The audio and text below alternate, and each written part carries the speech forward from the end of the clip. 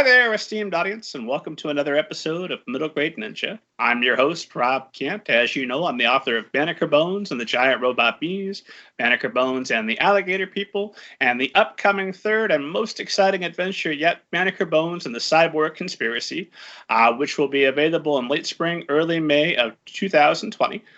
So make sure that you pick your copy up, get excited. You can get the first book, Banneker Bones and the Giant Robot Bees, as an ebook for free whenever you're watching or listening to this, wherever fine ebooks are sold. So download that, get yourself started on the 11-year-old Banneker Bones biracial boy detective who fights giant robot bees on a jetpack with an EMP blast rifle. It's a good time. It's Batman at age 11. It's the story of my heart. And I can't wait to release the third. And we'll see. I don't think it's going to be the final book, but it's going to be an ending so that when we do book 4, eventually it will be a sort of rebirth for Banneker. So I'm very excited about that. Under the super secret pen name Robert Kent, I write novels for older readers, such as the young adult novel All Together Now, a Zombie Story, and All Right Now, a Short Zombie Story. I think the title makes it pretty clear what those are about. If you like your zombies slow and creeping, if you like your teens desperate and in despair, then All Together Now, a Zombie Story is for you. It's also kind of funny, if I do say so myself. Lots of jokes to temper the despair and the destruction of humanity and the apocalypse with. You want to have some laughs in there as you go. So check that one out. Check out Pizza Delivery. And then check out The Book of David. The Book of David is a 5-volume horror serial novel.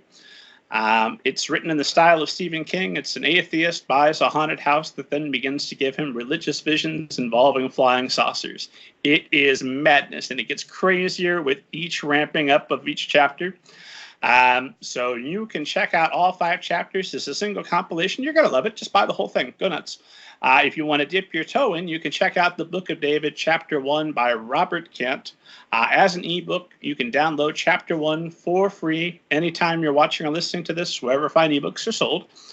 So check that out. As always, make sure you're visiting middlegradeninja.com, not just because there's lots of information about me, although isn't that awesome, but because there are interviews with hundreds of publishing professionals, authors, people you're interested in.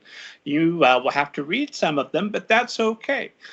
It's worth checking out an interview with Kate DiCamillo or with you know what? I get bad when I start listing names because I'm going to leave somebody out. So we'll just say Kate DiCamillo. Let's move on. Hundreds of authors and publishing professionals to check out. Also, you'll get a list of who's coming up on the show, who's going to be appearing here. Next Saturday, I'll be sitting here with somebody who will also be fascinating. Today, I couldn't be more excited. I'm going to talk with one of my long-term online, I don't know, what do you call us? Online friends, online associates.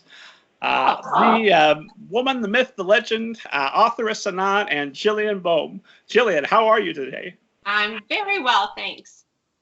I am so excited to talk with you. Probably a good place to get started because I'm terrible with other people's biographies. Other people's biographies and other people's books. If I try to summarize it, I'm going to make a mess of it. So just give esteemed audience kind of an overview of your background. Well, I actually have a degree in music education. I was a piano major and thought maybe I would be a music teacher, but that didn't work out. I've actually been writing from a very young age.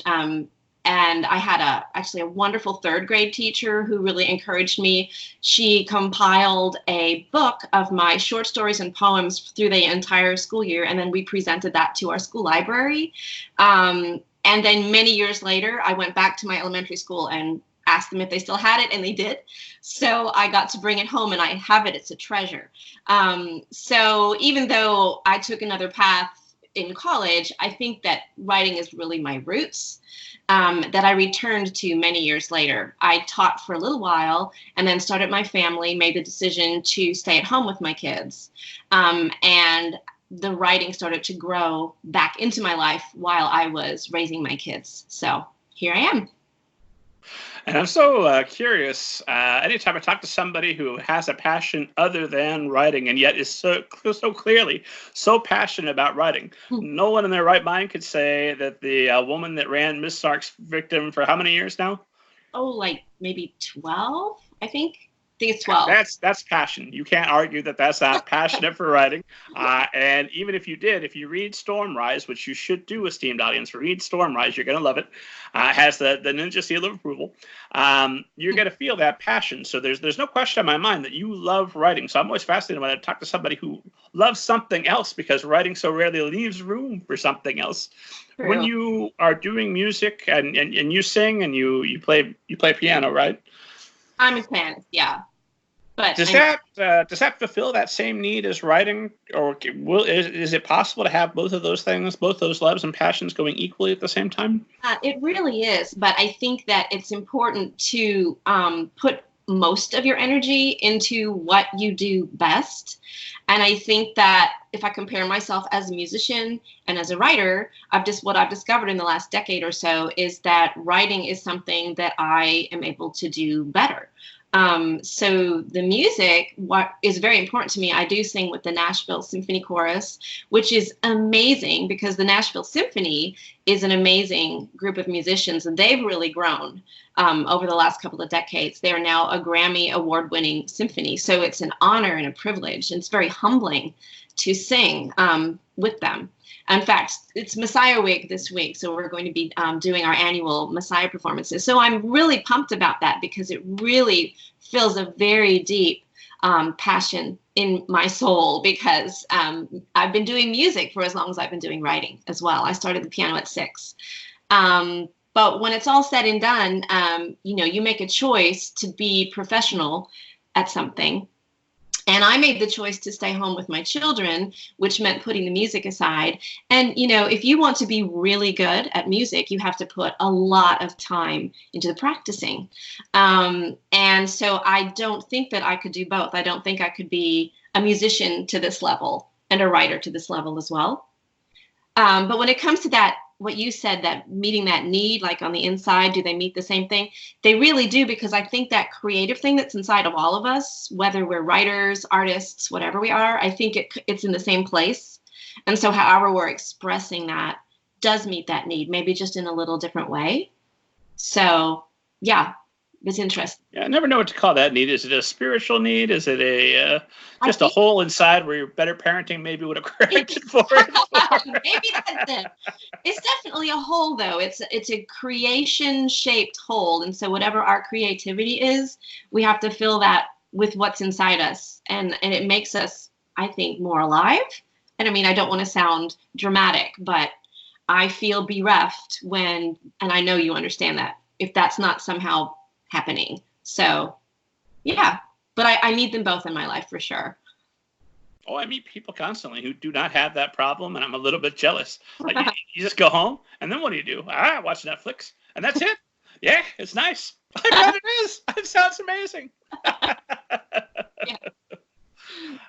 But when obviously you're still doing both in some capacity, so you haven't ever traded one for the other completely. I'm assuming that even when you were a music major, 100% focused on music, were you still finding time to write creatively anywhere in there? Not really. I mean, my biggest accomplishment in my college years was I wrote a scathing editorial in the school newspaper because somebody in the cafeteria would not let me take my coffee out in a thermos to my 8 o'clock class, which I had been doing all semester, because there was some policy about not leaving the premises with food. And I was like, are you kidding me? This is my caffeine for my 8 o'clock class. They seriously wouldn't let me leave with the coffee. So I wrote an editorial that was not very nice, but funny and scathing. And I was very proud of myself for doing that. But I mean, that's all I really did because I was a music geek. I spent hours in the practice room. It was my life. And I really feel like I lost sight of my writing because I had these other interests. I was also in high school, I was really into theater. And I'm really surprised, actually, that I chose music over theater because I just loved theater. So I was just one of those kids who was involved in everything too much. And the writing just wasn't on the rungs of the ladder. So I'm glad I found my way back. You still occasionally find an outlet for some theater work, or is going out and doing author visits and all this promotion filling that need? You know what? It really does. I mean, I know a lot of authors are very nervous when they're presented with the possibility of having to speak, present, be on a panel. And for me, I'm like, yeah, I got this. Because if you give me a microphone, I'm really happy. So I think I'm tapping into that part of me as well, that part that doesn't mind presenting to an audience, because in a way it's just you're performing. It's a performance. And as a musician and as a years ago theater geek, I mean, I did a lot of performing. So I think that's helping me now as a debut author not get all worked up about having to talk to people. And I've actually really enjoyed it. So, yeah. I think that's a huge advantage in the author world. It's kind of like being the shortest midget, or sorry, the tallest midget. If you can go out and you can, I like shortest midget better, but whatever. If you can go out and you can talk to people, you're already head and shoulders above so many introverts that want to stay home and do all the writing. Oh, yeah, it's true. So I'm actually very thankful, because actually I am an introvert, as so many of us are. But I might be more of an ambivert, which is that middle ground. Because a lot of people, when I tell them I'm an introvert, they don't believe me. Like, no, you're not an introvert. Like, yeah, I just like to talk. Don't get confused. I'm really an introvert. So yeah, I do feel like it's an advantage, because it can be really scary to authors who really would rather just stay home with their cat and write, Which ultimately is, I think, what we should want from authors, because it's the books we want. I love, don't get me wrong, I love when authors come on the podcast and talk to me. That's exciting and wonderful. I love seeing authors at events. But at the same time, if I'm talking to a favorite author and they're trying to figure out how to spend their year, and they're like, okay, well, I can write 2 books this year, or I can write a book and do this many visits. Like, no, write 2 books. I won't be able to see all the visits. I can read both books. Stay home and write. Yeah. Your cat needs you. Get back to your office. I tested. I don't know how accurate these tests are, especially not when I'm talking about a test I took 20 some odd years ago. But I originally tested as equally ambivert, half extrovert, half introvert, which made perfect sense to me. Like, oh, that explains my life, because I'll run out and I'll start some stuff, and then I'll be like, oh, that's enough. I got to go hang out by myself for a bit. You fill up and you max out and you're done, and you just have to go home and hide. And I'm married someone who's the same way, which is very convenient, because we'll go out to an event together, and we'll be wing people. We'll support each other and get it all out, and then the next day we're gonna go to our separate corners of the house and have total quiet time. And she understands, and I understand. Everyone's happy. Okay with that? That's beautiful. So I've tried to. In my earlier years, I tried dating someone who was an extreme extrovert all the time. Like, nope, this isn't gonna work. Sorry, no, I can't hang. No, that's exhausting, right? Yeah. The other thing, because I was also a bit of a theater nerd, and what always bugged me is I transferred a little bit into film, and that was a little bit more satisfying. Because what bugs me about theater is, even when you get it 100% perfect, it's for that audience only, and then you got to find a way to do it again the next night. And then if it didn't go so well the next night, I'd be just horrified, like, oh. Whereas with writing, certainly, you can get that thing honed to where it's exactly what you wanted to say, the way you wanted to say it. There it is. People can dislike it if they want to, but by God, I'm not going to feel guilty because we have a difference of opinion. I'm 100% on board that that's what I meant to say. That's right. They don't see the mess beforehand. They don't see the mistakes and the process. And the other nice thing is, once it's really done, then I can walk away, and I only had to be that smart for that day. I don't need to keep it with me. So if you asked me about flying saucers, I could have told you everything there was to know about them when I was doing the Book of David. But now, that's almost 2 full books ago, I have some knowledge, but not much. It's mostly gone. I just knew it perfectly on the day. We're good. That's right. Well, since I brought it up, let's just transition to that question everybody listening knows I have to ask you sooner or later. Jillian Boehme, have you ever seen a flying saucer, and do you believe in them? Rob, I have never seen a flying saucer, and I really want to believe in them. How's that? I like it. Okay. I want to see one too. I haven't seen one, but it's on my my bucket list. Yeah. And it's something else I noticed when I was reading your bio was that you attribute your love of reading to your parents reading to you, and you learned to read at actually age 4, so well advanced. Yeah. Tell me about your early experience and how you think maybe that's informed your life as a book enthusiast. It's such a good question, and I give it so much weight. It was my mom who was the primary person who read to me, though my dad always read to us the night before Christmas, every Christmas Eve. We couldn't go to bed until he read that out loud to us. So that was very, very precious. But there was a thing, it was called the Dr. Seuss Book Club, where every month I would get a book in the mail in a brown box, and we never knew what the book was. And they weren't all by Dr. Seuss, but they were all in this series of this book club. And it was so exciting to get that unmarked box. I still remember the excitement of that. And then so I started to get this collection of these little hardcover, mostly Dr. Seuss books. And those are the ones that my mom would read out loud to me over and over and over again.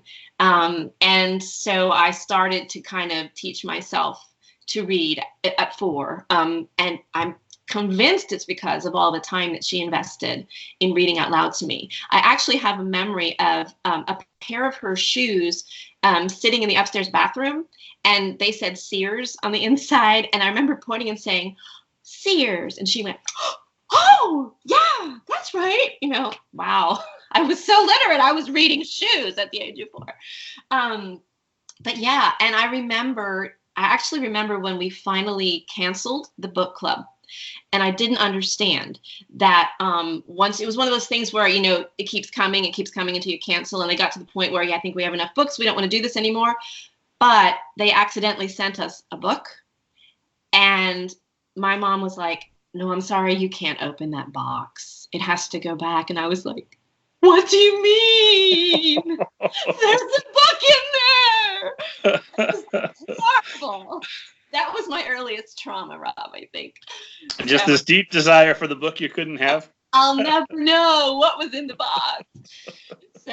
But yeah, that was such a big part of my early years. And so then I went to kindergarten, and my kindergarten teacher knew that I was already reading at a certain level. So when she would work on phonics with the kids, she had a rack of books in the back of the classroom, and she would let me go and quietly pick a book and read to myself so that I didn't have to sit through the parts that I didn't need to do. So that was also very helpful.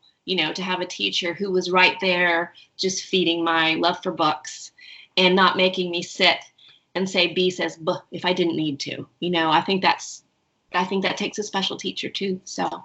And you were allowed to pick out the books you wanted to read. You weren't being force-fed books that they thought would make you, a better human being or whatever. I don't think so. This was 1970, so I think they were just, books. They were just, I couldn't even tell you what they were, but she had them on a display. So, yeah. I'm always annoyed when I encounter that. I work a little bit with the school system here. And when I see people trying to force kids to read books that I wouldn't read, I know they're boring. I read them in high school. Like the Scarlet Letter, you can skip it. It's terrible. I know some people I just turned off the show. And I'm never going to listen again, Middle Grade Ninja. You suck. But I really feel the Scarlet Letter. You can skip it. You'll be fine. Yes. So you and I are on the same page on that. Absolutely. But what I hate is when I see that they come to associate with when I read, I'm doing something I have to do, right? And it's going to be boring and unpleasant. Whereas if you just let them read whatever they want, even if what they want is a book that's half graphic novel or all graphic novel, great. It's words on a page. Let them go. They're still reading. Yep. So did your love of reading continue then, even when you were fully focused on music? Were you still coming home to a nice book? In college, not so much, because, college sucks all the life out of your brain, and all the reading you have to do is for your classes. And when you're a music major, your workload is triple the other students, because in addition to just your basic classes that you have to take, the coursework outside of music, you have to take all these little classes that you're not even getting full credit for, like learning all the different instruments and guitar class and theory, written theory and oral theory and percussion class. And it's crazy. And so your schedule's really, really full. So reading for fun just did not happen. Now, I would come home on break and read, and it was always fantasy. But actually, those 4 years in college kind of knocked me off kilter. And I didn't get back into reading until I was married for a number of years. I was reading to my kids once they come along. But it's funny how when you get out of the habit of something, it's just, you realize you're just not doing it. And I just snapped one day and I'm like, why am I not reading? And I started getting library books, and that's what happened. So yeah. And what's really almost embarrassing is that I did not know who Tolkien was until college. I don't know if I grew up in some kind of literary vacuum. I also didn't know about the Narnia books. I didn't know who C.S. Lewis was. Obviously, these books weren't in my school. I don't know why. I did watch the animated version of The Hobbit. Did you ever see that? Of course. Oh my gosh. So I loved that. And every time it would be on Saturday morning, I'd be like, yay, I love this. Didn't know it was a book. So when I discovered that these were books, that's what I was reading on my college breaks, like Lord of the Rings. And yeah, so I was a little late to the game there. But yeah, I'm just read whenever I can. Well, no, obviously you're caught up. So, one more question about music, and then let's move on. Let's talk writing. For God's sake, let's talk Stormrise. But I wanted to ask: did all of that training, that having to get up in mandatory creativity every day for music, did that help prepare you for life as a writer later? It probably did. The diligence part and the commitment part. Because you know how it is when you're first starting out as a writer, it can be overwhelming, and getting through that first novel is a huge accomplishment because it's hard, you know? And even though you're probably going to pitch it out because it's going to be really terrible, it's just that discipline of writing no matter what your schedule looks like every day, every other day, whatever. And with music, it's the same, especially when I was preparing for one of my piano recitals. It was not unusual for me to practice 5 or 6 hours in a day on top of my schoolwork and classes. So that takes a lot of discipline and very little social life.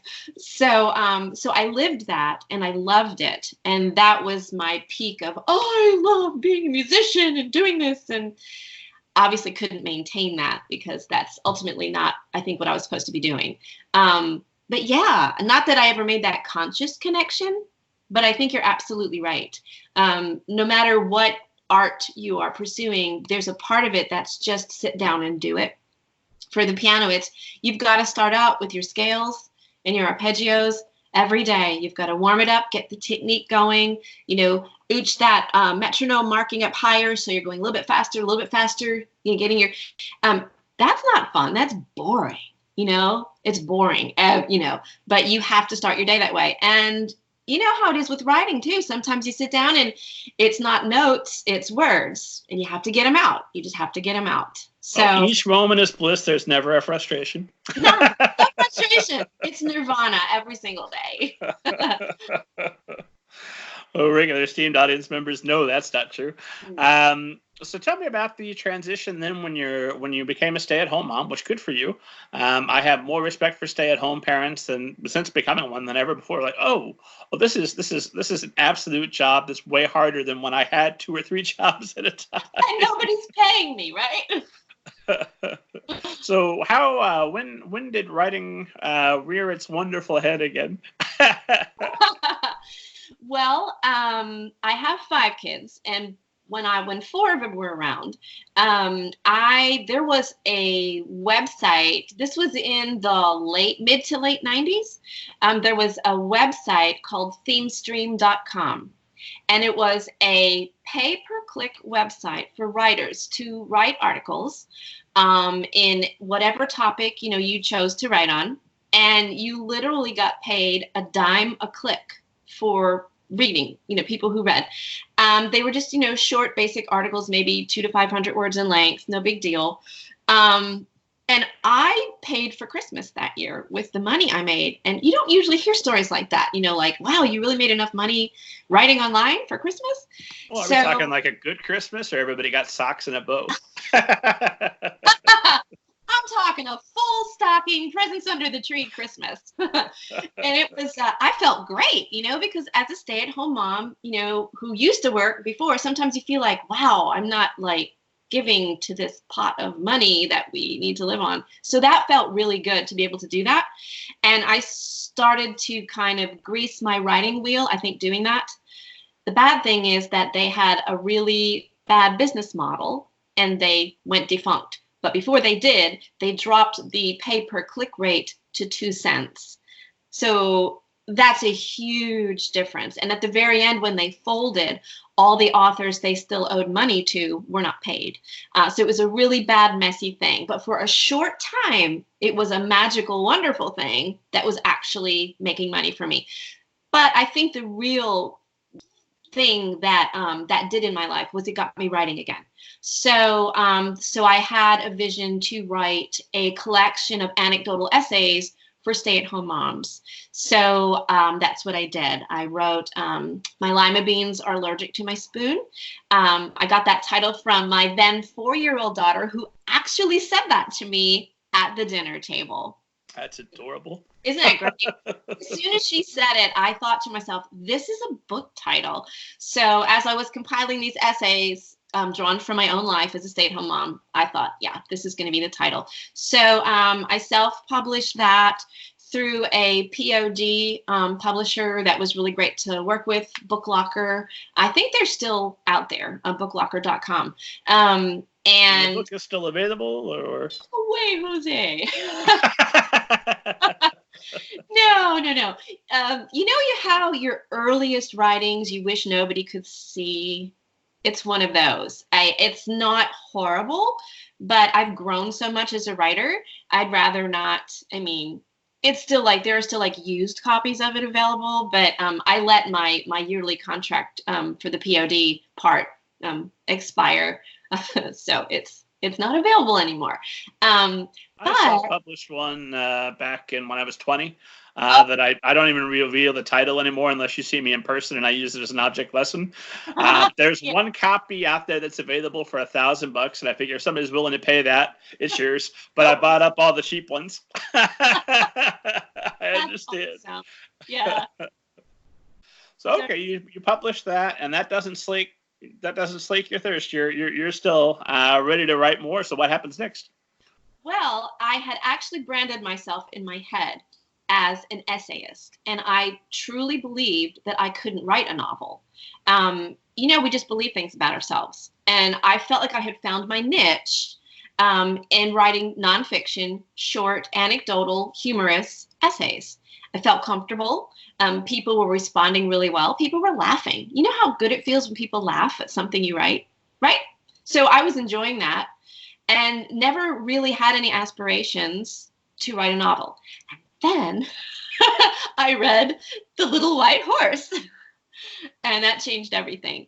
And I don't like to say negative things about other novels, even old novels, That's why I don't leave reviews on Goodreads and Amazon. I'll mark off that I've read something, but the writing community is small, and I want to be a voice of encouragement to people, so they don't need to know my opinions.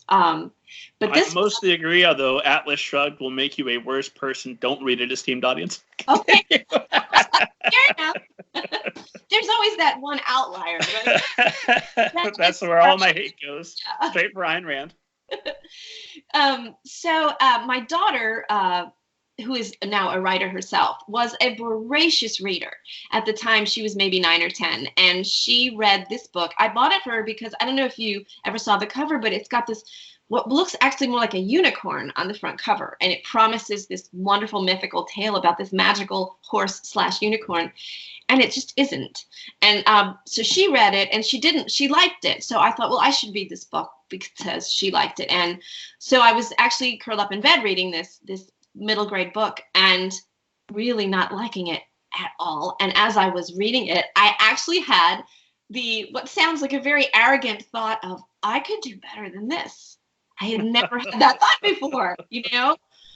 But the reason I hated it, and I didn't even have words for it at the time. Now I know that as a writer, I can say the protagonist in the story had no agency. Everything happened to her. Everything happened for her. She didn't propel the motion of the story at all. She would go to bed and wake up and somebody had mysteriously laid out all of this riding clothing and stuff. So I guess I'll go riding today, that kind of thing. And you would sit there and go, really? Really? And everything's just going to fall in your lap? And it was just so boring. So I decided I would try it. And that's how it all began. Kind of sounds like, I'm not going to say the thought I had. I had a bad thought, and I'm swallowing it, and I'm a better person for having done that. Good. Okay, so it's being a good mom that propels you to read this book that your daughter's interested in, that now propels you on a quest to write a better book. And was it always going to be a middle grade book? Was the plan? I didn't even have a concept of middle grade, young adult. I just knew story, and I just knew I want to write a fantasy. And what came out in this mess in my head was a fantasy story with two protagonists, one that was at a middle grade age and one that was a teenager. So I didn't know what I was doing at all. I really didn't. So I didn't have a label for it. I just knew that I wanted to write it. And one of the neatest things that happened, even though, of course, it was terrible. Of course it was. But my 10-year-old daughter read it and loved it so much that it inspired her to start writing. And she began to write with gusto. I mean, she started to write novels, like right away. This was your book that inspired her? Yes, my very bad first novel. So being a great parent strikes again. Yes, and I didn't even do it on purpose. That's the amazing part, yeah. So, and she's a writer today. We have the same agent, and I just am so proud of her. So it's just really neat the way that all worked. So, do we want to shout out this agent who is thought worthy to represent both you and your daughter, or do we want to leave them anonymous? No, because I love her so much. It's Danielle Boehme with the Kristen Nelson Agency, and she's phenomenal.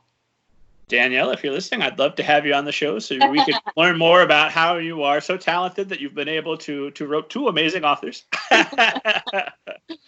But everybody else listening, don't write any more queries. She needs to focus on Jillian and her daughter, obviously.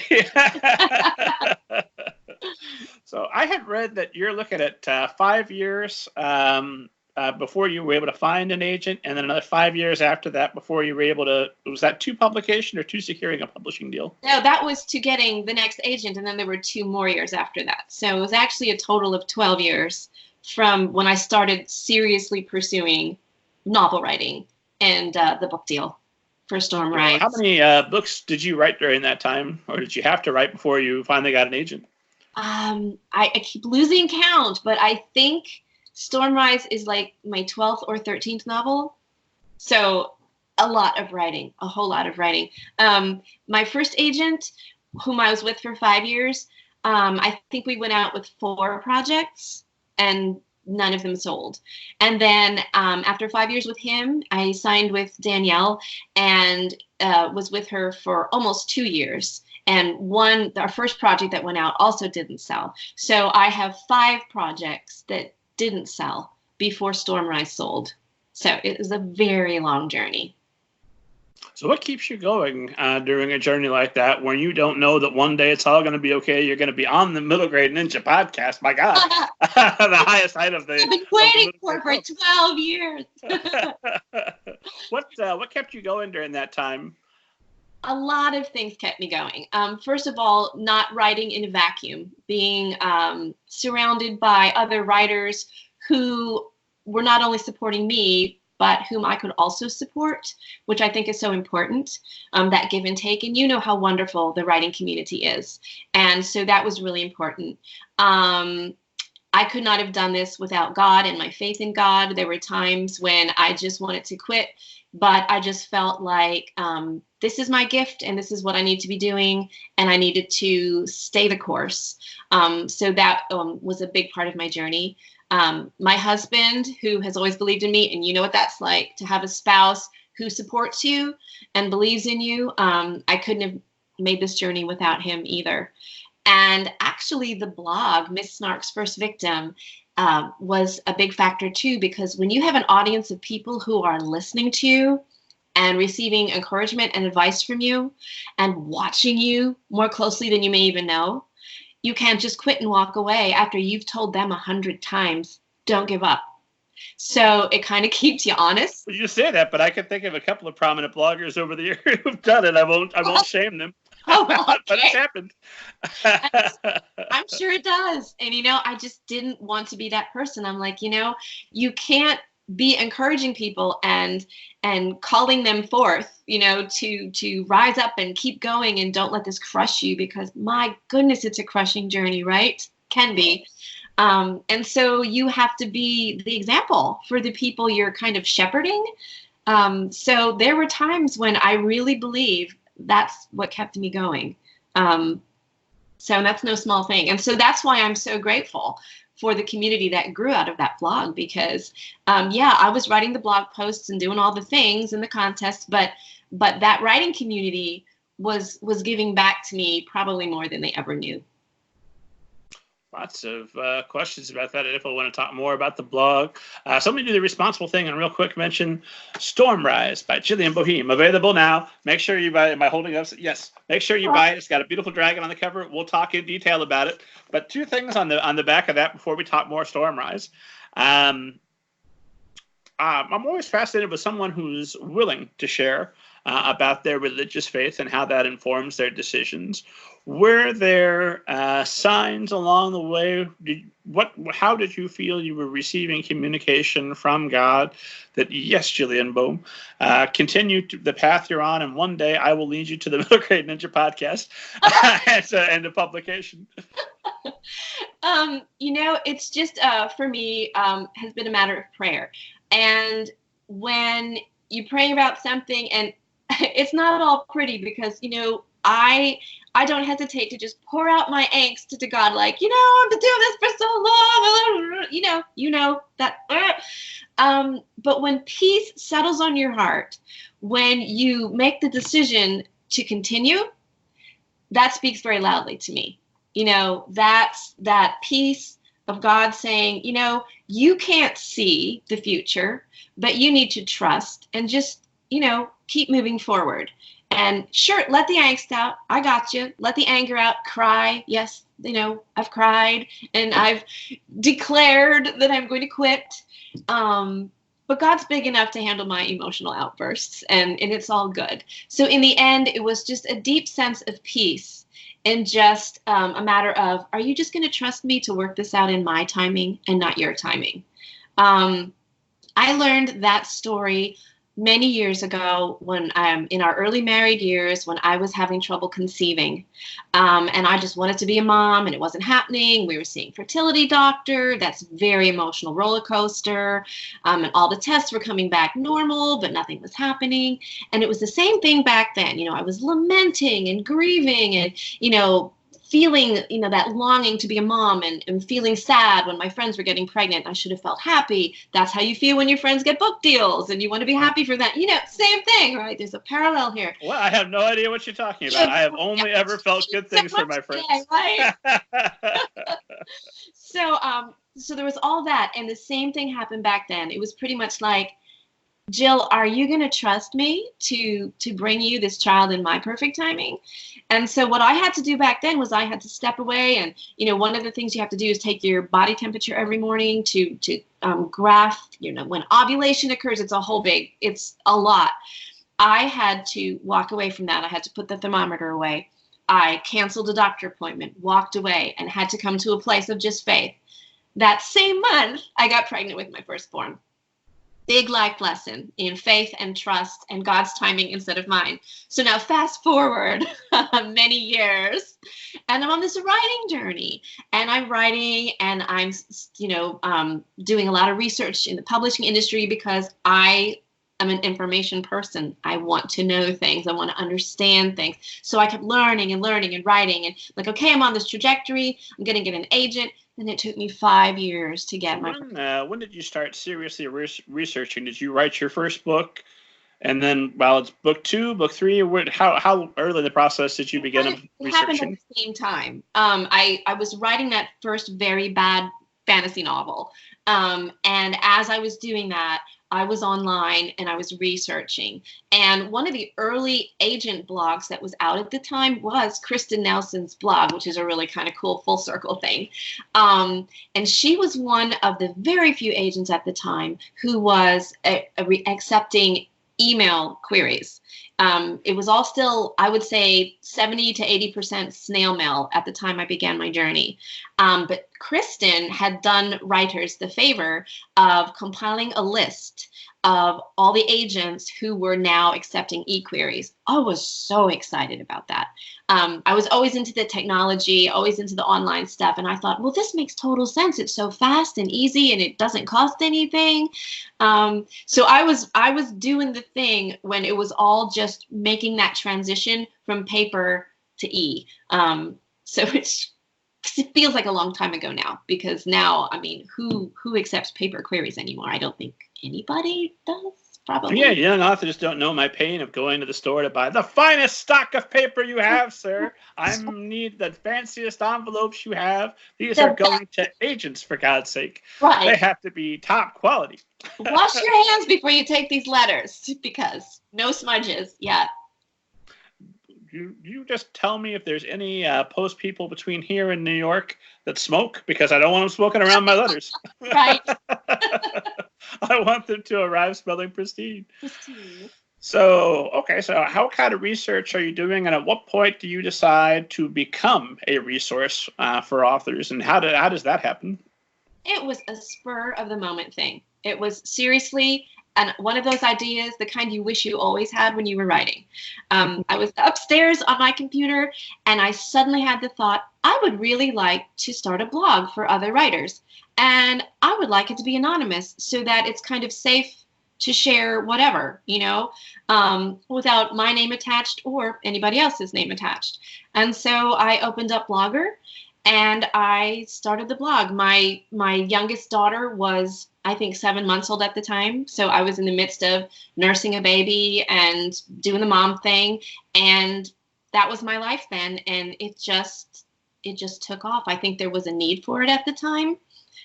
There weren't a lot of contests out there. Like now there's so much to choose from for writers for contests, and Twitter has really helped that to explode for writers. But when I was starting Miss Snark's First Victim, that wasn't true. So I think it was. You were pretty much the game in town, at least for middle grade and young adult folks. I think in the beginning, I think I was, yeah, and I think that's what drew my original readership to me. You've been part of my tribe for a really long time, haven't you? Yeah. Yeah, so I wanted to ask you about that. Why didn't I ever win a contest, Authoress? You know what? That's not true. Because I did win a copy of Agent Demystified at one point. I still have it. Okay, Yes, that makes me feel better. No, anytime I talk to writers of our genre who've been active in the last few years, if I mention Miss Snark's First Victim, Authoress Anon, or they'll mention it. Sometimes they'll mention it in combination with Middle Grade Ninja, which always makes me feel good. Because I must be somebody if I'm getting mentioned in the same sentence as Miss Snark's First Victim. Now we're talking. These are literary rambles there. My God. And all of the rest of their wonderful blogs. I was going to name yours next, but I'm going to stop now before I make enemies, because I'll leave somebody out. So let's talk a little bit about everything. So we'll remind people why the name Miss Snark's First Victim. Well, and I was going to say that what was probably the premier blog for writers at the time was not mine. It was Miss Snark, the literary agent. And I was an avid reader of her blog because she gave so much insider information, which was what I was so hungry for at the time. And what happened was she, just off the cuff on one of her blog posts, mentioned, hey, if any of you are brave enough to send me your first page, do it, and I'll critique it on the blog. And she just kind of said it in passing. It wasn't like something she was announcing. And I was like, well, dang, I'm going to do that. So I sent it to her. I emailed it to her, and she wrote me back, and she's like, hey, are you serious? Because I'll do this on my blog if you want me to. And then I got all nervous. Now, here's a typical dumb new writer thing. I'm like, I said to her, okay, you can do that, but will you please change the names? Because I was afraid like people would like steal the names of my characters. I'm like, yeah. So, I'm assuming this was not Stormrise. no. No. It was called The Seeds of Perrin-Fay. That's what it was called. So she did. She changed them to ridiculous names, like really funny, ridiculous names. But she put it up there, and she said, this incredibly brave snarkling has put her work out, blah, blah, blah. And she crucified my work in the nicest possible way. But I mean, it was not good writing. It was very overwritten, purple prose. I didn't know what I was doing. And, but I fortunately was able to receive what she said, and instead of getting crushed, because you never know how you're going to respond. And it was my first thing like that, where I threw my work out into the void and got feedback. But it actually was a pivotal point in my writing, because I was able to take some of the things that she said and incorporate them as I continued to write. So it was a big step in my learning process. So when I made my blog, I named it Miss Snark's First Victim, because I was really her first victim. It was me. And so I How long after that experience are you forever celebrating this and attaching it to yourself? I don't even remember my timeline anymore because I'm getting so old. Yeah. Happens to us all. You younger esteemed audience members will find out what we're talking about soon enough. Yes, they will. So within what, a year, maybe less? I would say, well, I'm trying to think, because I did finish the horrible novel, and I went, oh dear, I actually queried it. And the scariest part of all is that I got a request for a partial from Donald Moss. Really? And he was like my dream agent at the time. And so this was all, I really think this was all like within a year's time. I really do. It was pretty compact. And Donald was kind enough to write me a personalized rejection letter, which I would have framed if I, didn't have a husband to tease me. But I was so thrilled that he took the time to do this. And it's, as you know, very unusual for an agent to give a personalized rejection. But he did, and he gave me some suggestions, and I, of course, was stupid enough to do some revisions and then re-query him and said, well, you said this and blah, blah, blah, and I wrote, oh, this poor man probably just really regretted writing me the personalized letter. So within this You wrote him a little bit of an argumentative response then? It was, no, actually, it was very sycophantic, very, oh, thank you so much, and I made these changes, and I hope you'll read this, and yeah, it was, no, I was definitely not one of those in your face, how dare you authors. I know, I've heard the horror stories too. Anytime Janet Reed posts one, I'm secretly excited, because it's like when you see something bad happen to somebody else, like lightning just struck. Okay, I'm probably in the clear for a little bit. Right. I'm just gonna step over here, right? Thanks for stepping on the landmine for all of us. Appreciate it. Yep. So, Miss Snark's First Victim had to start off relatively small. When did you start to notice your readership had grown well beyond just your friends and family? Well, actually, it was pretty fast, because it was only a month or two after I started the blog that I had the idea for the secret agent contests. And so I started to write emails to agents introducing myself and telling them about this idea. And Holly Root was the first agent I got for the secret agent contest. And because I had an actual agent coming onto my blog, I think the word spread pretty quickly. Like, wow, there's a contest with an actual agent. You know, writers love this stuff. This is a great opportunity. Unfortunately for Holly, I had not put parameters in place because I didn't know that I would need them. And she ended up, it was well over 100 entries. I want to say in the 120s, I can't remember now, that she read through and critiqued every single one while she was out of town in the boonies somewhere where there was bad connection on the internet. And she just put hours into this thing, and I felt terrible.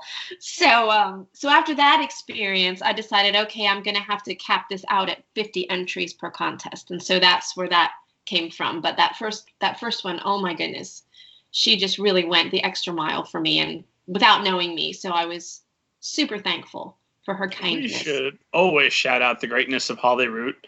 Go back, I don't remember how many episodes back it is, esteemed audience, but listen to my conversation with Holly Root. One of the most fascinating conversations I've ever had about publishing. And I love every literary agent who's ever appeared on the show or on the blog, but Holly Root in particular is just a very special person that's wonderful to talk with. I'm so glad that it was her and not a different literary agent that would have told you to drop dead and maybe killed the whole Miss Snark's victim early. You know, you're right. It could have been really bad. It could have just blown up. And she was so gracious. So I really have her to thank for kicking off the whole secret agent thing. And then that went on. I mean, and I should point out that you're doing this while you're pursuing your own writing the whole time and homeschooling and raising 4 to 5 children at any given point, right? Right. I'm serious. You're always raising. You don't stop raising the kids. So you're always raising the 5. But were you homeschooling all 5 at the same time? Well, our youngest daughter is actually 8 years younger than our next one up. So by the time she was starting kindergarten, our oldest son had graduated from high school. So I actually never was technically homeschooling all 5 of them, but I did have all 5 of them in the house, and they all survived. So it's good. And now she's my last one. All the other 4 have all graduated, and Molly is in 7th grade. So life feels a lot easier now, only having one in the home. So, but yeah, back then it was pretty crazy. So for all those writers that come to my workshop and give me the bullcrap excuse, if I've got kids, how were you managing to pull that off that whole time? What did your schedule look like at its most hectic, and what does it look like now? For many years, I had a firm writing time of 1 to 3 in the afternoon, because that's when the little one took her nap. And I'm just a firm believer in naps for children, and not all parents feel that way, but that was my philosophy. And so she had her 2-hour nap, and that's when I wrote. And the other kids had their afternoons free because we always did the lion's share of the homeschooling in the morning. Because unlike a school situation when there's a classroom, there's no wasted time. They just can do the work and get it done in a lot shorter time than what a whole school day would be. So by 1 o'clock, they were all done with their lesson work. The little one was sleeping. The other kids could pursue whatever it was they would want to pursue, play or whatever. And I would go in my office and write. So that became my modus operandum for many years. Then the little one, eventually they outgrow their naps, unfortunately. But I'm also a big believer in what's called room time, when they need to go in their rooms with their toys and books and have a quiet time and learn to be happy being alone and staying busy on their own, which is a good life skill. So I continue. I'm doing it. Oh my God. I never even thought of it. Right? I've got he's just turned 6, but now it's time for room time. We're making that a thing. Thank you, Jillian. That's a wonderful tip. It really works. Now, if you're starting him at 6, start short, and don't throw him in there for 2 hours, but start with 20 minutes. I'll take it. 20 minutes to do a couple of emails. It'd be swell. 20 golden minutes. But it's good for the child and it's good for the parent. It really is. So highly recommend it. And then, of course, they outgrow that too, because once they get old enough, they can pretty much be anywhere and not necessarily be disruptive if you're having to do something else. Unless it's something like this, where it's, a phone call or something where they really need to go away. But when my other 4 were doing their afternoon thing while I was writing, and I'm not making this up, I put a sign on my door of my office that said, "Do not knock unless something's on fire or you're bleeding from the head." And they didn't. Anything below the neck is fine. Yeah, you're right. Right. Severed limbs, whatever. Just don't bother me. And pick it up, put it in some milk. We'll take care of it later. It worked for us. Gotcha. So, okay. And another question I had about Miss Stark's Victim, just because I'm curious, being Authoress Anon for so long, and now you're out and you're promoting the book, and you've had this incredible history of being part of the author community. Is there, do you have any regrets about having been anonymous first? Do you wish it had always been JillianBoehme.com or stormrise.com if you had known back that many years that's what you needed? Yeah. Yeah, who knew?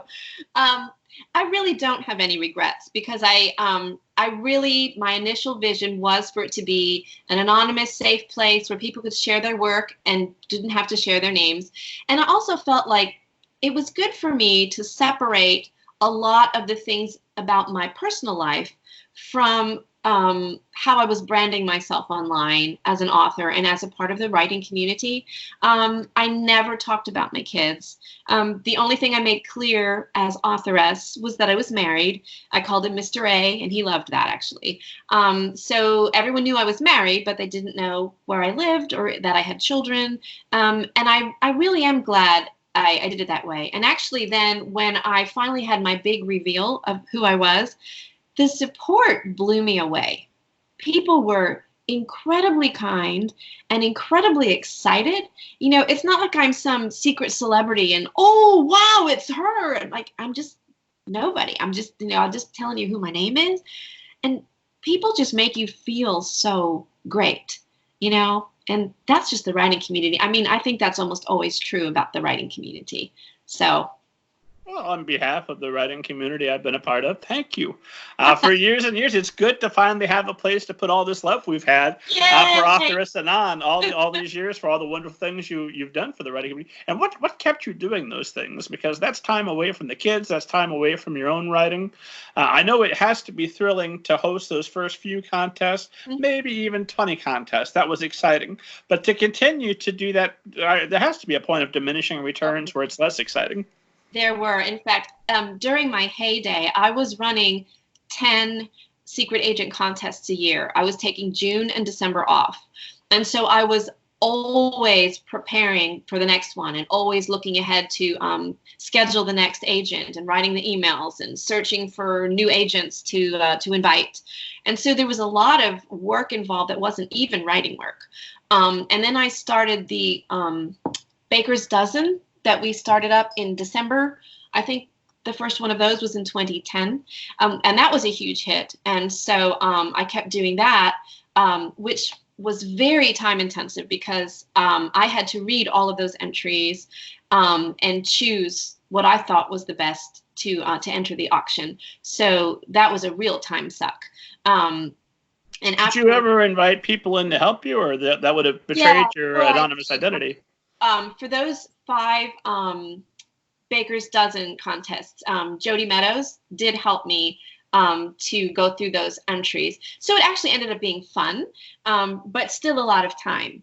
And after the first Baker's Dozen contest, several of my writing friends contacted me privately and said, you should really charge a little something for this. You're putting a lot of time into it. I've never wanted to monetize the blog, so that was hard for me to listen to.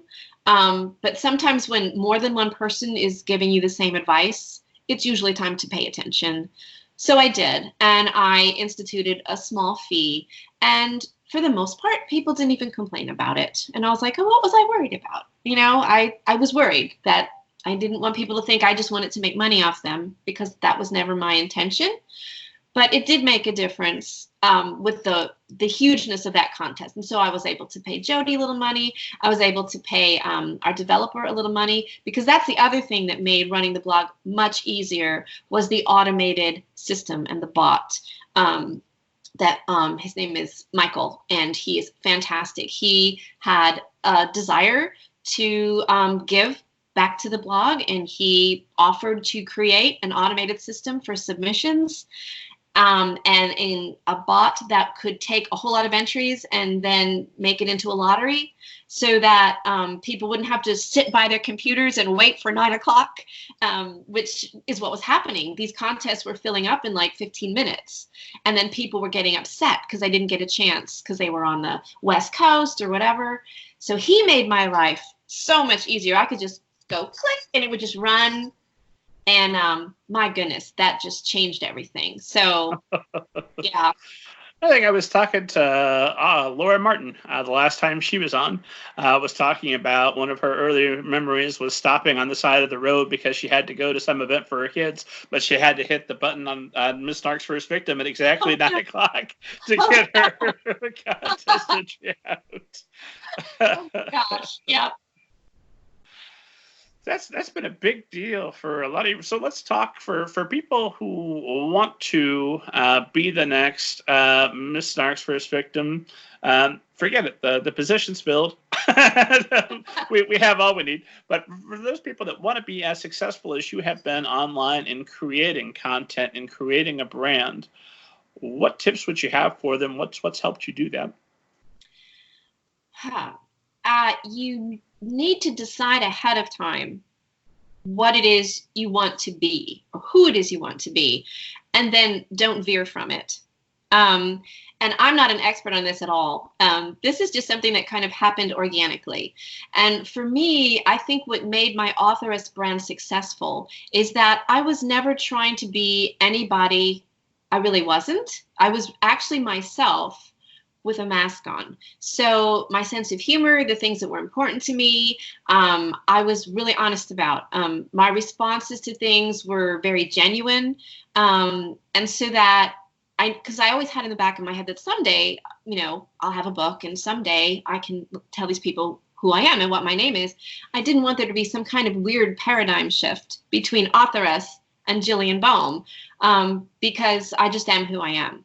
And I think that because I was just myself with all my quirkiness or whatever, I think that helps people feel safe. They feel like they can trust you. They feel like they want to be a part of the community. And I think that's the best thing that we can all offer to any community. So when you're branding yourself as an author or as whatever you're branding yourself as, I think it's really important to be yourself and just be yourself within your brand. So for me, I was an aspiring author. I wrote YA, fantasy, and sci-fi. And I was on this particular trajectory of my journey, and I was wanting to share what I've learned and also share my personal journey with other writers. And my goal was to encourage and build community.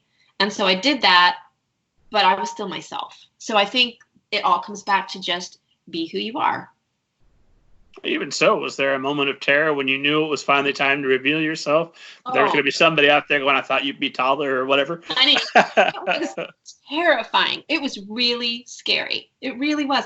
Even knowing what a wonderful community the writing community is, it was very scary. You just feel like, the emperor's new clothes. He's walking out with nothing on. Here, you just exposed.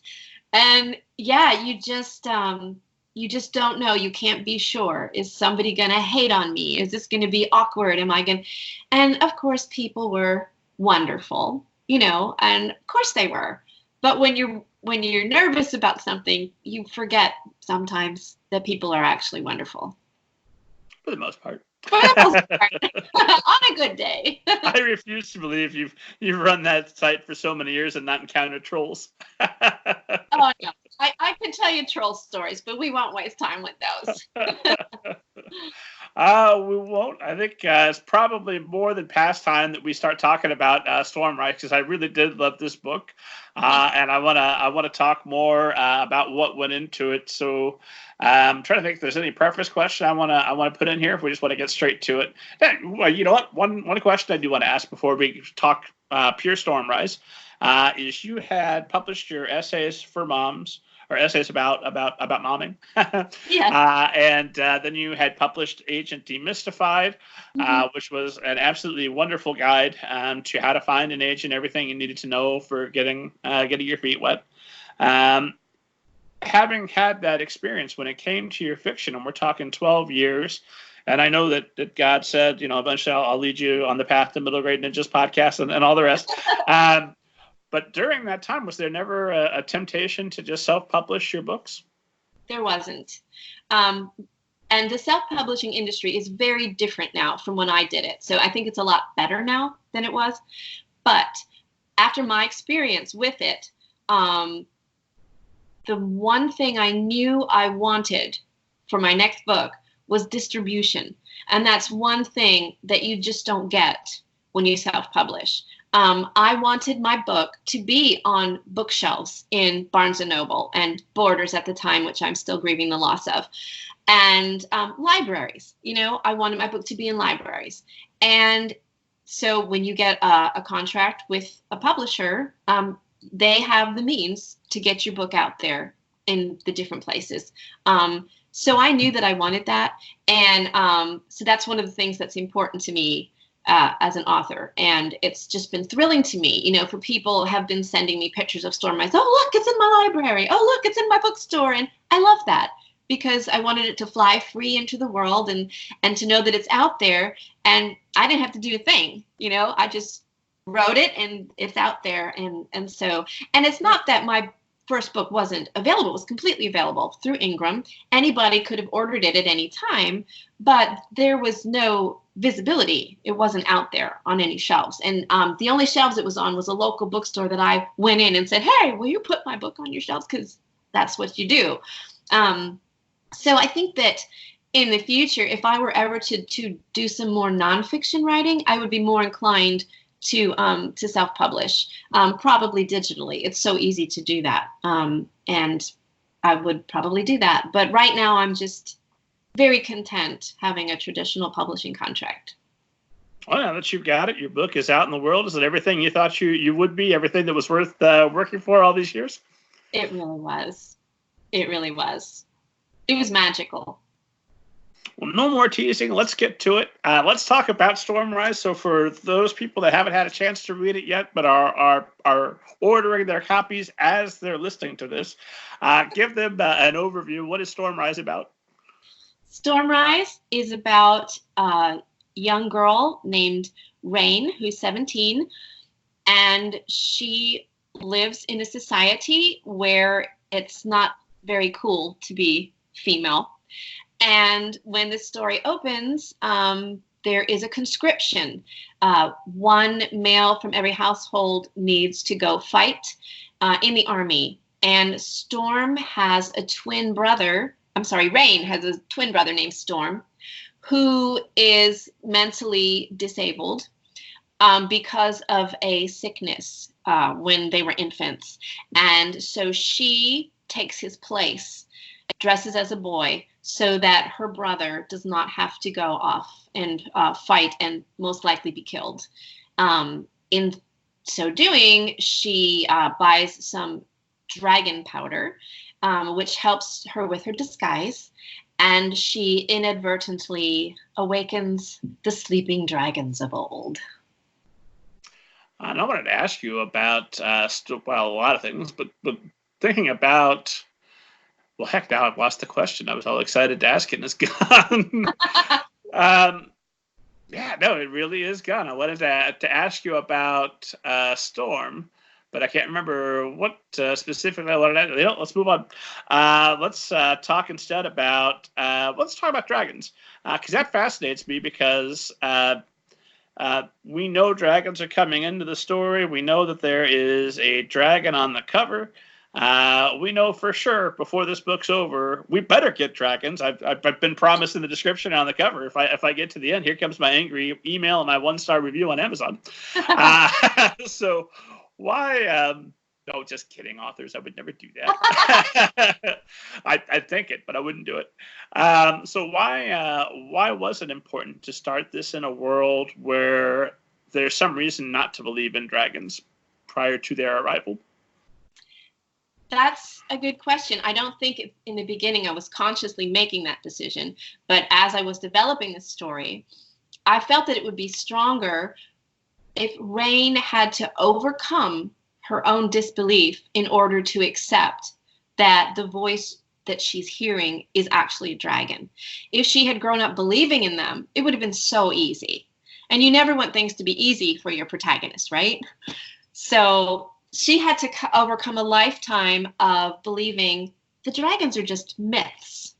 So, and it made her personal struggle harder. So that's what I needed for her. Gotcha. And unless you mentioned that this is a society that's not cool with women, extremely not cool with women. I think what it's that they get killed immediately if they're found impersonating a man, so they can purchase property or anything that you might want to do. And obviously, our own society is hostile toward women. But not. I'm going to go ahead and give us credit that we're a little bit ahead of the characters in your novel. Maybe not as much as I'd want for us to be, but a little bit. So why was it important for you to have that environment? Does that just come back to creating as much conflict for your protagonist as possible, or? Yeah, it's the same thing. I mean, if it would have been no big deal for her to dress as a boy, then there would have been not as much risk. And she needed to take a great risk. The choice that she made was out of a fierce love and loyalty for her family. And so in order to make that more compelling, there needs to be a level of risk and sacrifice involved. And so, a threat of possibly being killed is pretty risky. So that just seemed to work. Yeah, no, early on, every restroom break, I'm holding my breath. They're going to find out. I can't tell you how many restroom scenes I deleted. I think I over the top with the bathroom scenes. Yeah. I had one early reader say to me, "Wow, she really pees a lot." I'm like, okay, I think I better pull back a little here. Yeah. Need to add extra scenes of her purchasing big gulps everywhere she goes. Oh my! It is kind of fun because typically that's just you cut those scenes. Nobody in books or on TV ever goes to the bathroom unless every time she does, she could potentially be exposed and I assume instantly killed. Yeah. I don't know if they bother with a little trial first or if it's just all right. Is that fire hot enough? Here we go. We'll never know. We'll just never know. Well, no spoilers. Maybe the book ends with Rain dying. I don't want to spoil it for potential readers. And so, what with a world like this, where it's there, I felt like there were familiar bits of DNA from other fantasy worlds and tropes, of course, which. Obviously, do you want a fantasy story that's going to be like the fantasy stories you love, or don't you? But sure. What world specifically did you pull from? Were there any specific books or any specific societies that informed how you how you created yours? There's always a lot of things, of course, that I pull from. I really love the girl dressing as a boy trope. In fact, there is a tiny shout out in Stormrise to Éowyn, who is my favorite character from Lord of the Rings. Now you're going to go back and look for it, aren't you? It's in there. No, I caught it. Oh, right, of course you did. I'm a book nerd, madam. I'm aware. I didn't even think that you didn't see that. My humblest apologies. So yes, there's that. Yes, there's a Mulan vibe. Yes, there's an Arya Stark vibe. Although, to be honest, I hadn't even started watching Game of Thrones until I had written Stormrise. I read the first book many years ago and decided I didn't want to read the rest. And now I'm like, wow, I didn't read the rest because Game of Thrones. But so when it comes right down to, if we're talking tropes, I really enjoy that trope and playing with it. But in saying that, what's also important to me is that for Rain, she found her strength not because she dressed as a boy, but in spite of it.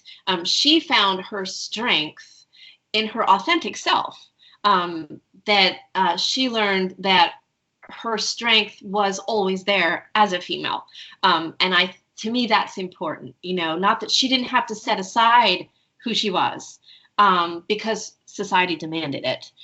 She just was given the freedom to do what she needed to do when she was disguised. So that's just important to me, Is there a little bit, and probably not a lot, but is there a little bit of identification on your part as Authoress Anon for so many years that, yes, if you could become somebody else, you could do something like this? Isn't that funny? No, I don't think so, but that's very psychological. I don't know. Isn't it funny how people see things that we don't when we write? Honestly, probably not. Because funny and sometimes horrifying. Yes, I'm very horrified. If I ever commit a serious crime, I'm going to confess to it in a book somewhere down the road. Right, it'll be in there. And all so the books it's are better not commit any. Yeah. It'll work its way out. Okay, so as you're going about your world building, how are you keeping everything straight? Are you writing your own Bible of terms and of tack is the money, and here's how much tack you need to equal this? Do you have a whole currency system worked out? I do.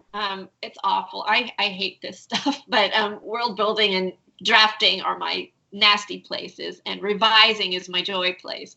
So I write in Scrivener, and I'll never write in anything else because I love Scrivener. And so there's do you write in Scrivener? Are you aware of? No, everybody keeps trying to convince me, and I'm aware of all of its advantages, and I'm still such an old man. I like Microsoft Word. I'm comfortable. Well, we just won't talk about that then. But there's places where you can keep your research files. And so every time, I have something new that I need to work out, whether it's, the currency or, names of whatever and links to things that I may have researched for world building purposes, I can just click over to them at any point and keep them all there. So I've always got running files. When I'm in the process of working everything out, I just type as I think.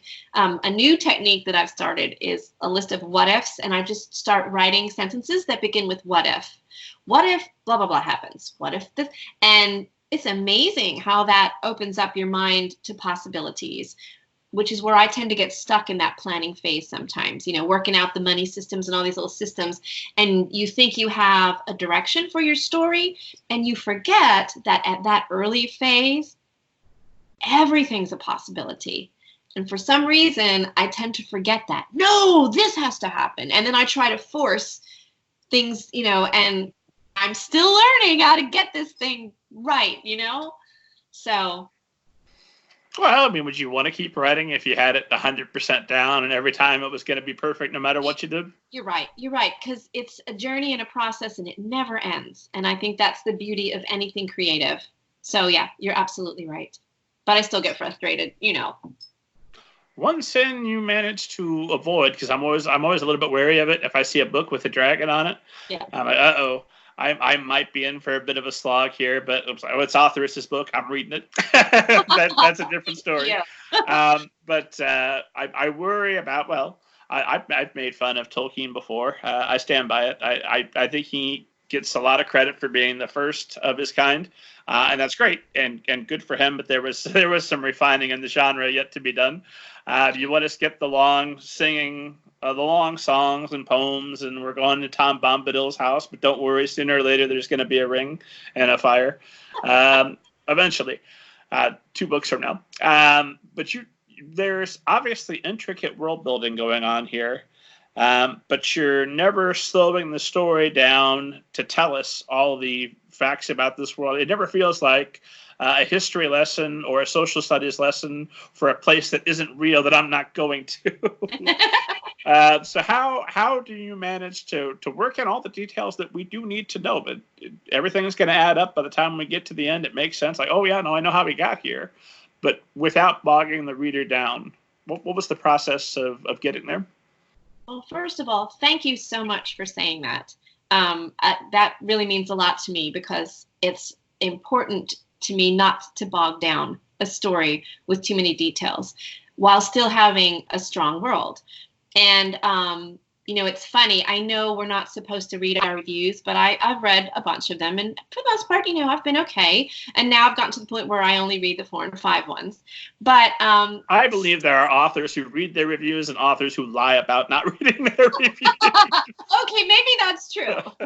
That's some coming clean, right? One thing that has been frustrating is when some readers are saying there's just no world building. There's just no world building. And there could have been so much more world building. And I'm thinking to myself, there's so much world building. What there's not a lot of is description. And I think you're mixing the terms up because description does not equal world building. It's okay if readers get that. I mean, it's kind of an industry term, but I think that some reviewers and readers are using the term world building, and it's not what they mean. If there wasn't a world, then you wouldn't have a setting for the story. What you really mean is you wish I would have taken a paragraph to describe the mountains, or you wish I would have told you all the dragon, all the colors of their eyes in the cave. I mean, some writers are more descriptive and some readers appreciate that. And that's fine because, we all have different tastes, but oh my goodness, don't say there's not world building because that's not what's missing. So I think that just because I've written so many novels and like the first whole bunch of them just were, slog fests, oh my goodness. And I go back and I look at them and I just see there's just so much weight, so much descriptive weight that I don't do anymore. I think that just going through the process over and over again with really good people editing and working with me. With my first agent, his first assistant, her name was Maddie. She worked on a couple books with me and she was incredible. So she brought me to a whole new level. And then my current agent, Danielle, was his new assistant, and that's actually how our relationship began. So I actually worked on a couple novels with Danielle before she was ever my agent. That's how we knew we were a good fit. And she is an incredibly good editor as well. And so she took me to yet another level. So when you go through that process and you're culling things and you're learning to streamline, you're learning how to tighten, you're learning how to create the world without bogging down the story, you just get a little bit better at it every time. So in that sense, I think that if Stormrise weren't my 13th book, it wouldn't be quite what it is. For sure, it wouldn't be. There would be too many words in it. Well, there's probably, and I never want to put my own baggage on other writers, but I think that at least in my case, I had to get some stuff out of my system before that way it could just be gone and over there. All right, I did the weird thing that I always wanted to do. No one could say I didn't. Now let's put that on the shelf where no one can read it, and let's focus on something someone might enjoy. Right. I've got more questions for you, but I know we're running right up to the end of our time. I did want to ask you just a little bit about research for the story and also how you settled on language for the story, because all the characters are consistently speaking a dialect that's true to their region, but it's not that far off from what we're used to in stories. We're not going to have to struggle with, I think the first part of learning to read a Twain novel is getting ready for that dialect. Get past that, and then you're there. So how did you decide on language, and then also how much research did you do to create your world, and how did you go about doing it? Wow, lots of big questions. I'm trying to cram them all in before we got to call it. Yeah, I didn't. I am a language and words person. I love to play with sounds and words, and I'm also a poet. So a lot of it began with writing the Lament of Nagas, which had to be written before I got pretty far in the story because so much of the history and the story is related to that lament. And so I wrote that with a certain meter, a certain rhythm that so that the language needed to flow out of that, just from a poem standpoint. And also I had the people who still believed in dragons, who in my story are referred to it as the ancient language. I think that they still have the ancient language, whereas all the other people who have names that are born out of nature, like Rain and Storm, her sister's Willow, and Sedge is actually a plant, a grass. So actually did a lot of research when I was trying to fill out all the rest of the names of all the men in her unit, because I wanted them to all be horticultural names. And I was running dry, so I spent a lot of time on, lists of herbs and things like that. To get, isn't it weird, the stuff you end up reading about? Like, why am I reading about these? I figure the NSA, if they're monitoring my searches, is like, this guy's either a psychopath or a writer. It's one of those things. Very fine line there, right? And how long does it take a dead body to decompose and all that scary stuff? Oh, sure. Good stuff. Oh, my gosh. So, I mean, the plants were nothing, right, compared to the dead body searches. So there was that.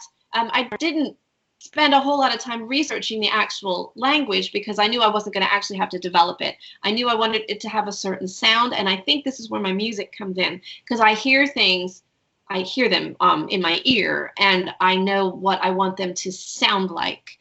So then I'll create a word almost because of the melody of it, if that makes sense. I actually write that way too. Sometimes I will construct a sentence because it sounds right, like a musical phrase. I call it the cadence of the sentence. So if I write a sentence, it needs to have a particular cadence. If an editor comes in and line edits that particular sentence, I won't buy it because it's ruining the cadence of the sentence. It's not even a grammar thing. It's I don't know. I think that's my musician geek coming out, really. But that played it. Are you able to effectively argue for that side with an editor who's just not hearing it? Fortunately, so far, I mean, there hasn't been a lot of that going on. I got stuck on this is my grammar geek coming out. So in the first few pages of the story, we meet Rain's brother Storm and her sister Willow. And I did not have commas around those words because they were single word appositives, which don't need commas. So if I say my sister Willow, it doesn't need commas around Willow. But if I say Willow, comma, my sister, comma, then you need those commas because my sister is the appositive, right? Sure. So my copy editor went in and stuck commas around them. So I wrote stet, and I'm like, no commas around one word appositive. Then my editor came back and said, well, this is our standard, and I came back with, no, you don't understand. I don't want commas around single word. So she said, it's okay. We're going to take them out. So they took them out for me. But it's your name on the cover. I mean, like, to a certain degree, like if you wanted something like a monster, like 2 spaces after a period or the space in the wrong spot around an ellipsis, then I could understand. But sure. You gotta pick your battles, right? I am always on the side of the person whose name is on the cover, and if it's a bad book, well, we know who to blame. But don't let it be a bad book, and I should be blaming an editor I didn't know was responsible. Right. Which I think I know we're at time. It's time to wrap this thing up. So let me ask you my final question. This has been an absolute pleasure. I'm so glad we got to chat today, and I hope that when the next book comes out, we'll do it again. Absolutely. I've got more questions for you. Are you, 2 questions. I'm going to cheat. Are you thinking that it's going to be fantasy pretty much from here on out as far as the eye can see, or do you have other genres that you're still yearning to write books in? I actually, after having written my first couple of books, I actually wrote nothing but YA science fiction, dystopian and straight sci-fi. And I have a huge heart for it. But in the end, it was just at the time a harder market to break into. And fantasy is my first love anyway. It's what I cut my teeth on. I was reading Catherine Kurtz in 7th grade, Terry Brooks, just just love that old school fantasy stuff. And but for some reason, it takes more out of me to write it. And sci-fi, which I almost never read, I only like to watch. I'm a huge Star Trek Next Generation nerd. And, I just love, give me a good sci-fi movie anytime. But I don't really read it, but I love to write it. So I would love to be able to do both. I'd love to be able to continue to write fantasy, but I'd also like to branch back into the sci-fi world because I really just love it so much. I love writing it. Well, it seems close enough that there could be enough crossover from your fan base that you'd hopefully be all right. I think so, too. I hope so. But for now, I'm definitely staying with YA fantasy for at least the next couple of books. And here's my lazy catch-all question for all the things that you could have told me if I just thought to ask you and didn't. If there were some advice that you could go back and you could give yourself all those years back when you began writing and began blogging that would have made a significant difference, that maybe would have made your path easier, in the hopes that all the soon-to-be Jillian Boehme's listening could take that advice and maybe get a head start, shave off a couple of years, what would you go back and tell yourself? That's a hard question because I'm so thankful for my journey. Even though it was so ridiculously long, I'm thankful for how I grew through it. Well, you say that, but there's somebody that's been at this for 40 years right now saying, screw off. Well, honestly, and I think we probably all need reminders of this all the time, is to stop the comparisons inside my head. Especially for somebody who is in my position running a blog with an active and vibrant writers community, a lot of whom went on to get agents while I sat there. And we have a Facebook group of our success stories from the blog. There are 60 authors on there who found their agents on my blog, either directly or indirectly. So it's very cool. And that was very exciting for me as a blogger, not necessarily exciting for me as an aspiring author. I have been there and felt that pain. I think, haven't we all, right? It's hard. You want to encourage and be excited, and you are. But then there's that part of you that dies a little bit every time it happens. And Ninja helped me find an agent. Oh, good for you. Wish it would help me find an agent. For you, buddy, So, and I even had one of my success story. This is such a lovely tale. He published his debut. It was a young adult fantasy novel. And unbeknownst to me, he mailed me a copy and he wrote a beautiful note on the inside, signed it, thanking me for the role that I had played in his journey. And here I am holding this book, from somebody. It was amazing. And I was so honored, that he did that. But there's still that part where, your eyes fill with tears and you're like, always a bridesmaid, never a bride, so I think I might take 10-year-ago me and just pat her on the shoulder and say, okay, look, you're doing good work here in the blogging community. Step back, just step back and write and do your writing.